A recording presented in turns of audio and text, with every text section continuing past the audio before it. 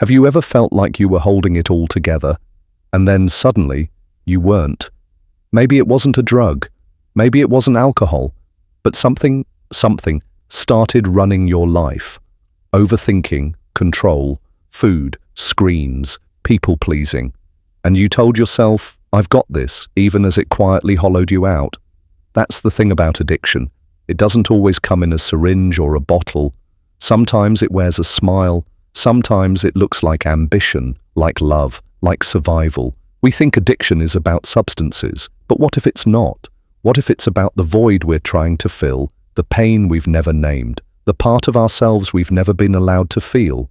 Carl Jung said, people will do anything, no matter how absurd, to avoid facing their own soul. That's what addiction really is, an escape route from a self we've been taught to fear. In this video, we're not just talking about addicts, we're talking about all of us. The moments we disconnect, the patterns we deny, and the shadow we're terrified to face. This is the psychology of an addict, and if you're honest, you might see more of yourself in this story than you expect. No one wakes up and chooses destruction, no one dreams of dependency, yet somehow millions find themselves caught in the slow-motion collapse that is addiction, not because they craved chaos, but because chaos was already there, beneath the surface, quiet, undetected. Before the first drink, the first pill, the first escape, there was pain, there was silence, and often that silence wasn't peaceful, it was deafening. A silence born from abandonment, emotional neglect, or wounds no one else could see. That's where addiction begins, not in the substance, but in the space the substance fills. Carl Jung once said, "Until you make the unconscious conscious, it will direct your life and you will call it fate." For an addict, that fate often masquerades as freedom, a temporary relief dressed as a solution. But it's never really about the drug, it's about what the drug protects them from.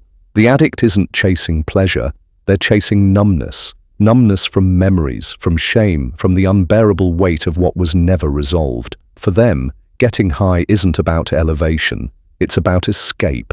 And the most dangerous part, most addicts don't even know what they're running from. They just know that something inside hurts too much to feel, so they quiet it, one hit at a time, one sip, one lie, one more moment of false peace. What looks like self-destruction is often self-preservation by any means necessary. This is the battlefield no one talks about, not the rehab brochures, not the public service announcements, because it's easier to point fingers than it is to ask why, easier to condemn than to understand. But the truth is, addiction doesn't grow in weakness, it grows in silence, in the spaces where no one checked in, where love was conditional, where pain was passed down like inheritance, and until that silence is heard, the war rages on, not with drugs, but with the self. Every addict lives with a split self, the version that begs to be saved and the version that burns everything to the ground. It's not always visible. On the outside, they may laugh, function, even succeed, but beneath the surface, there's a war happening, a quiet tug-of-war between healing and destruction. Carl Jung called this internal saboteur the shadow, the parts of ourselves we bury, suppress, deny. For the addict, that shadow isn't just a concept, it's a constant companion, a voice that whispers in moments of silence, a ghost that tightens its grip the more you try to outrun it. The tragedy is that the addict often knows they're hurting themselves, they see the damage, they feel the shame, and still they reach for the thing that numbs them, because it's not about not knowing better, it's about not knowing how to face what's hiding in the dark. Every high becomes a negotiation, just one more night without the memories, just one more night without the pain. But the shadow doesn't leave, it waits, and every time it's avoided, it grows bolder, louder, more demanding. Eventually, the addict doesn't just use to escape, they use because they've forgotten how not to. The substance becomes identity, the cycle becomes fate, and the shadow, once ignored, takes the wheel. It drives their decisions, erases their boundaries, rewrites their relationships. And the worst part? The world sees the addict as reckless, careless, broken, but few recognize what they're truly witnessing. A person consumed by everything they weren't allowed to express, rage that had no outlet, sadness that no one ever validated, guilt inherited from generations before them. This is the part of addiction no one glamorizes, the possession, the inner hijacking. Because the addict isn't weak, they're haunted, and unless that shadow is brought into the light, named, faced, forgiven, it will continue to steer their life, not out of malice, but out of a deep, unhealed hunger to finally be seen. Addiction is rarely chaotic at first glance. In fact, it's disturbingly predictable, a loop that plays on repeat with surgical precision, craving, indulgence, shame, craving again, not because they enjoy it, but because it's the only rhythm their nervous system remembers. The same story, different substance, alcohol, pills, food, sex, work. The object changes, the hunger doesn't. This isn't a problem of willpower, it's a problem of identity. The addict doesn't crave the substance, they crave the version of themselves who isn't drowning, the version who feels safe, numb, untouched by the chaos they carry inside. For a few minutes, that version exists. The fog rolls in. The pain gets quiet. The world makes sense. But it never lasts. Because the drug doesn't erase the wound. It just covers it in velvet for a little while. And here lies the brutal irony. The more they use to feel in control, the more unrecognizable their life becomes. Relationships fall apart. Health declines. Finances bleed. But they keep going. Not out of ignorance. Out of terror. Most addicts don't fear overdose. They fear sobriety, because sobriety means feeling again, and what they've buried is not just sadness, it's rage, abandonment, betrayal, grief, centuries of silence passed down in bloodlines, and suddenly, it's all rising to the surface. To the outside world, it looks like self-sabotage, but inside, it feels like survival. Every relapse is a panic response, not a party. Every lie told is a desperate act of preservation, not deception. And the more they hate themselves for it, the more they need the thing that made them forget, even for a second, that they're hurting. This is the cycle no one sees when they say, just quit. Because for the addict, the drug isn't pleasure, it's protection. And until they learn how to feel what they're running from without shattering, they'll return to the only thing that makes it quiet. Even if it kills them. We don't fear addicts because they're broken. We fear them because they remind us we are too. Society doesn't look away from addiction because it's foreign. We look away because it's familiar, too familiar. The addict is not an anomaly. They're a mirror. And what they reflect is everything we've spent our lives hiding. Pain that wasn't processed, trauma that was inherited, emotions we were told to suppress in the name of strength. When we see someone lost in addiction, we're not just seeing them, we're seeing the parts of ourselves we buried to survive, and that terrifies us. So we moralize, we label, we call them junkie, failure, lost cause. Not because it's true, but because labeling makes the discomfort easier to manage. It lets us pretend there's a clear line between them and us, but there isn't. That's the truth no one wants to say out loud.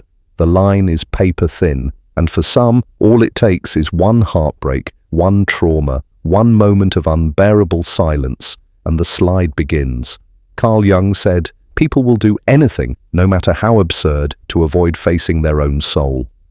That's what addiction is, an absurd, desperate act to avoid the soul's scream. The difference, addicts do it visibly, publicly, unapologetically, while the rest of us numb quietly with screens, with busyness, with socially acceptable addictions that rarely get questioned. We isolate addicts to feel better about ourselves. We throw them into rehabs, jails, or shelters and convince ourselves the problem is contained. But the real problem isn't just in the addict. It's in the collective wound, the cultural silence, the generational pain we never talked about. Addiction is just the loudest expression of what lives in all of us. So maybe the addict isn't a cautionary tale. Maybe they're the one brave enough to show us what denial looks like when it breaks. And if that reflection makes you uncomfortable, maybe it's because some part of you recognizes it, not as a stranger, but as a forgotten version of yourself. Rock bottom isn't the end, it's the doorway. But it doesn't look that way when you're in it. At first, it just feels like failure, a pile of wreckage where a life used to be, lost jobs, burned bridges, a body that's breaking down, a spirit that's almost gone.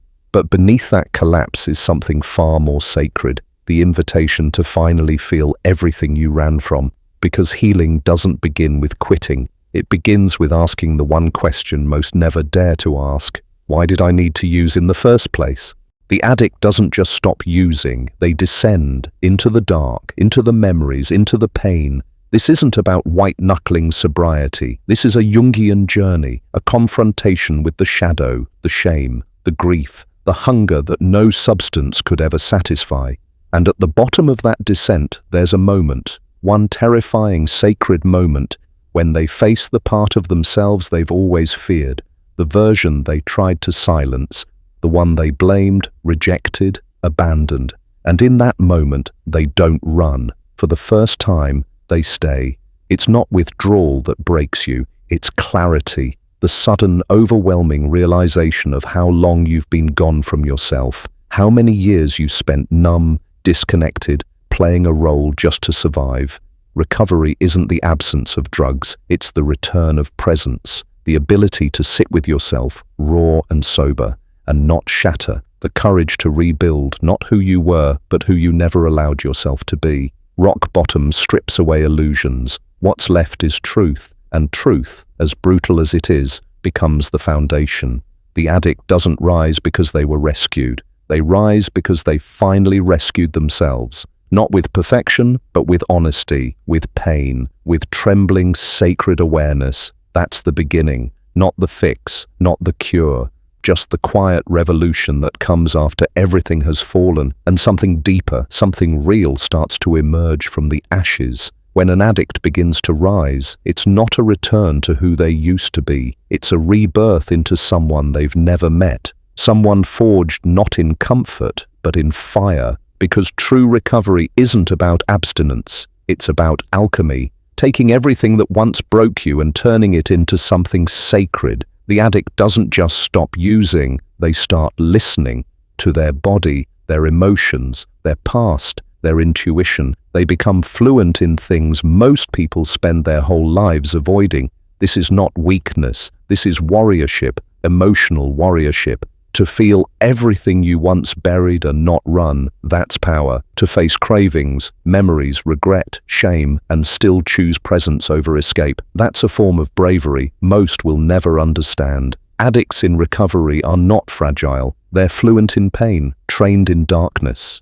And because of that, they carry a kind of depth that can't be faked. They know what silence feels like at 3 a.m. when your demons come alive. They know what it means to crave not just a drug, but a version of yourself you still haven't met. They've danced with the void, and they made it out alive. This isn't about sobriety, it's about sovereignty, reclaiming your mind, your soul, your narrative, no longer being ruled by the past or by trauma dressed as desire. Recovery doesn't just reconnect you with life, it reconnects you with yourself, the self you abandoned, the self you silenced, the self that always deserved more. And when that self finally returns, something changes. You stop performing, you stop begging, you stop shrinking. You begin to move through the world with clarity, with quiet power. Not loud, not dramatic, but undeniable. Because when someone has survived their own destruction and still chooses to love, to feel, to stay, they carry a presence that transforms every room they enter. They are no longer addicted, they are aware. And that awareness is everything. If you've made it this far, you already know this wasn't just a story about addicts. This was a story about us, about the masks we wear, the pain we bury, the shadows we inherit and deny. Because addiction doesn't always come with a warning label. Sometimes it hides in plain sight, in our habits, our relationships, our endless distractions. And sometimes the only difference between them and us is that they couldn't hide it anymore. Carl Jung said, "The most terrifying thing is to accept oneself completely." And for those walking the path of recovery, that's the real miracle. Not just staying clean, but finally facing themselves without looking away. So if something in this video stirred you, if it touched a part of you that you forgot was still hurting, don't scroll away just yet. Drop the word awake in the comments if this message reached you, not for attention, but as a quiet signal, a pulse, a reminder that you're not alone and you're not the only one feeling this. And if you know someone who's still running from their shadow, share this with them, because maybe, just maybe, this is the beginning of the return to presence, to healing, to self.